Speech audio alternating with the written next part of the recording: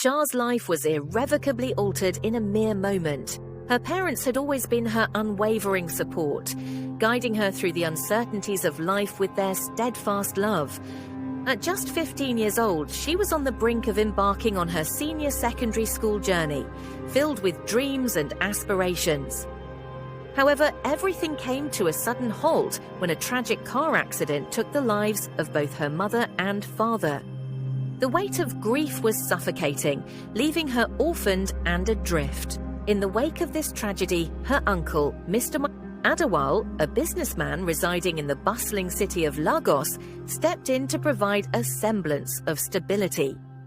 Though he was a man of few words, he assured Shah that she would have a home with him and receive the education her parents had envisioned. Shah's aunt, Mrs. Adewale, was also supportive, though often preoccupied with her work. The couple's eldest child, Tokunbo, a 20-year-old university student, was the only one who was frequently present at home. Relocating to Lagos was a whirlwind experience for Shah. The city's vibrancy was unlike anything she had known in her hometown.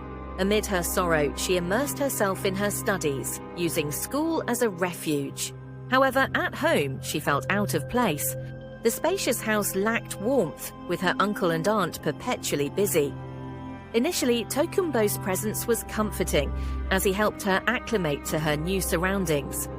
Yet, as weeks turned into months, his demeanor began to change. Tokunbo started to invade her personal space during conversations, sought excuses to touch her hand, and offered compliments that made her uncomfortable. Despite her polite rejections, he persisted. One fateful evening, while they were alone in the house, Tokunbo offered Shah a glass of juice, which, unbeknownst to her, he had laced with a substance. Moments after consuming it, she felt strange, lightheaded, disoriented, and overwhelmed by an unnatural urge. What ensued was a profound betrayal of trust that left Shah feeling confused and ashamed. Tokunbo manipulated her vulnerability, convincing her to keep their encounter a secret, exploiting her lack of parental guidance. Days turned into an unending cycle of turmoil. Weeks passed, and Shah's existence transformed into a mere illusion. On the surface, she presented herself as the quiet, diligent girl who had lost her parents. However, beneath this facade, she was ensnared in a toxic relationship with Tokunbo.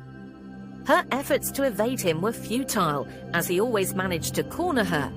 The burden of her secret weighed heavily upon her, and she yearned for someone to confide in. Yet her uncle and aunt were too preoccupied with their work to recognize her distress. Shah began to change. Her once bright eyes now reflected shadows of fear and uncertainty.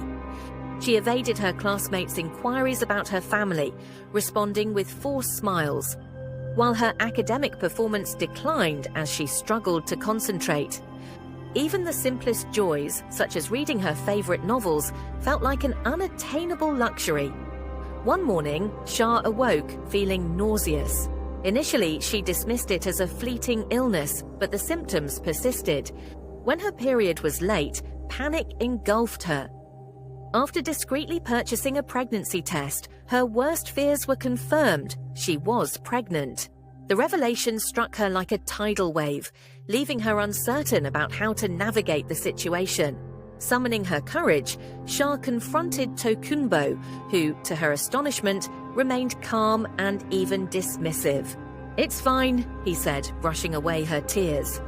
"We'll keep the baby, no one has to know." However, Shah found no solace in his words. She felt trapped under the weight of a future she had not chosen. Unbeknownst to her, Tokunbo had no intention of allowing the pregnancy to continue, as the prospect of fatherhood threatened his carefree lifestyle. He resolved to take matters into his own hands. One evening, he offered her another drink, this time laced with pills intended to terminate the pregnancy. Trusting him despite her instincts, Shah consumed the drink. The aftermath was catastrophic.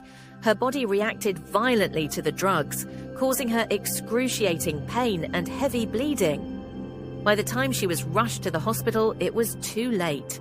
The doctors attempted to save her, but the damage was irreparable. Shah and her unborn child were lost, and the news devastated the Adawal family, leaving Mr.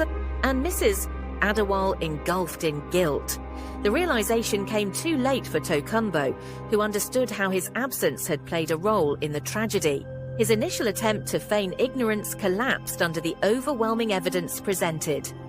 The toxicology report confirmed the presence of drugs in Shah's system, and witnesses at the pharmacy corroborated that Tokunbo had purchased the pills. Consequently, he was arrested and charged with murder. The trial turned into a media spectacle, revealing the underlying issues within a family that had appeared flawless from the outside.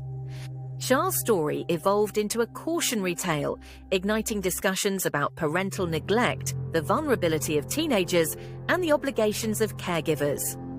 In the courtroom, Mr. and Mrs. Adawal struggled to meet Tokunbo's gaze, their sorrow intensified by the awareness that their son's actions had taken an innocent life.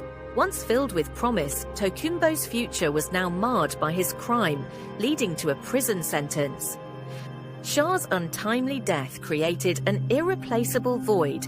Her classmates organized a memorial at school, sharing memories of her kindness and resilience. In her honor, her uncle and aunt founded a charity aimed at supporting orphaned children and raising awareness about abuse. Although Shah's life was tragically brief, her story serves as a poignant reminder of the necessity for vigilance.